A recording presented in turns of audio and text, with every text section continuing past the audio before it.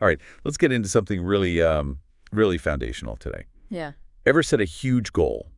You feel that big burst of motivation. Oh, yeah, definitely. But then a few weeks later, you're kind of struggling to keep it going. Happens all the time. Well, if that sounds familiar, then our deep dive today into James Clear's massive book, Atomic Habits, is probably just what you need. Absolutely. The core idea in Atomic Habits, it's almost deceptively simple.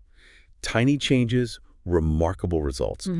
And our mission here, it isn't just to skim it. We want to really unpack the most important nuggets from this book because it's seriously impactful. It really is. It's all about how these tiny, seemingly insignificant daily improvements, Yeah.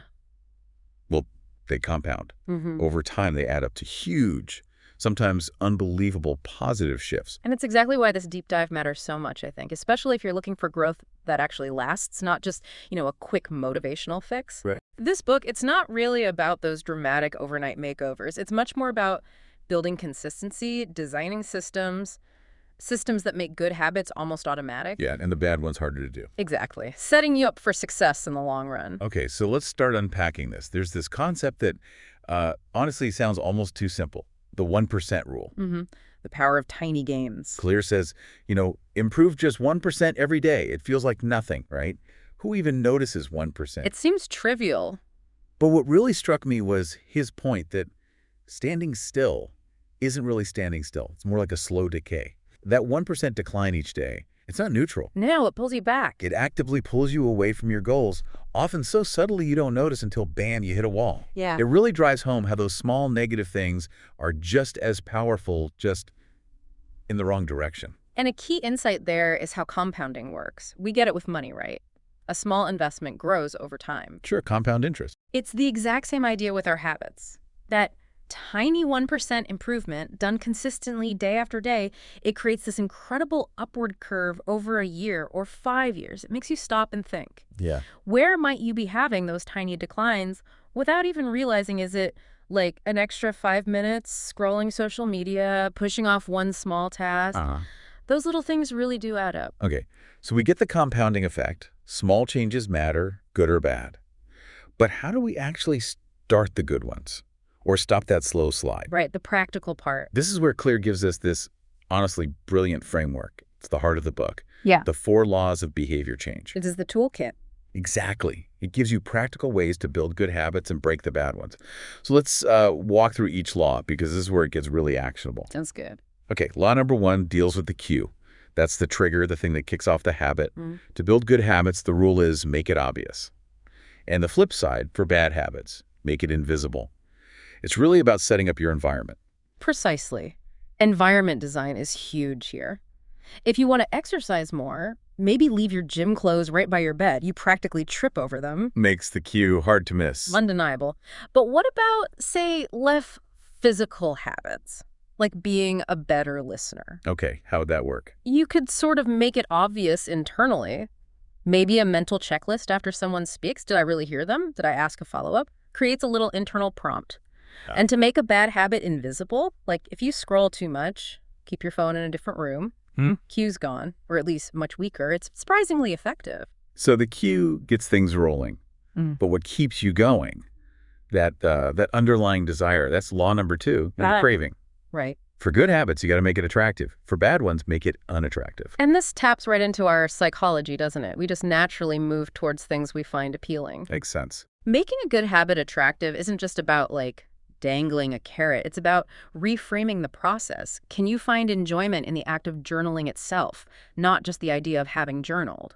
Focus on the process. Yeah. Or maybe your morning meditation isn't another chore, it's my moment of peace. Our brains love rewards, and making that craving phase feel good taps right into that motivation. Okay, obvious cue, attractive craving. But even if you want to do something, if it feels like climbing a mountain. You probably won't do it. Exactly, which brings us to law number 3, the response. For good habits, make it easy. For bad habits, make it difficult. This is all about friction. Simple as that. The easier something is, the more likely we are to do it. Right. Cleary really stresses just ruthlessly cutting out steps. You know the 2-minute rule? Oh, yeah, I like that one. If a new habit takes less than 2 minutes, Just do it. Like, your goal isn't run 5 miles, it's put on running shoes. It lowers the bar so much. Yeah, totally. It gets you started.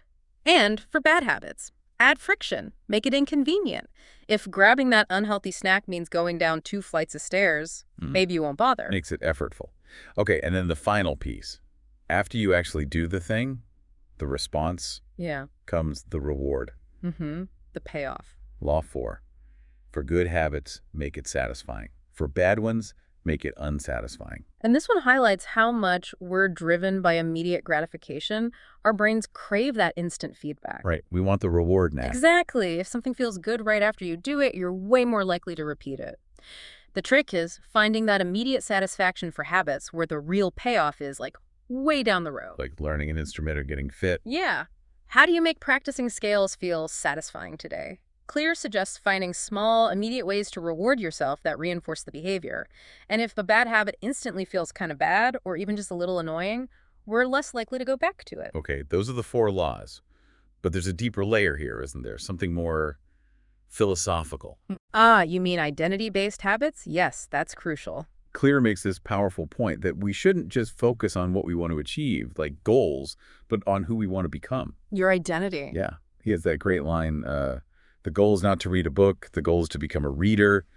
That just reframes everything, doesn't it? It absolutely does. Because when you connect habits to your identity, the change becomes so much more deeply rooted, more lasting. How so? Well, if you genuinely start to see yourself as, say, a healthy person instead of just someone trying to eat better, every healthy choice you make isn't just willpower. It's confirming who you are. It becomes natural. Exactly. It feels authentic. Clear puts it so well. Every action you take is a vote for the type of person you wish to become. Wow, that's powerful. Those votes really add up. They shape how you see yourself, and that shapes your actions. It's a positive loop. So tying it all together for you, the listener, Clear basically maps all this onto what he calls the habit loop. Cue, craving, response, reward. That fundamental pattern. Right. He shows how all our habits, good or bad, they follow the same neurological pathway.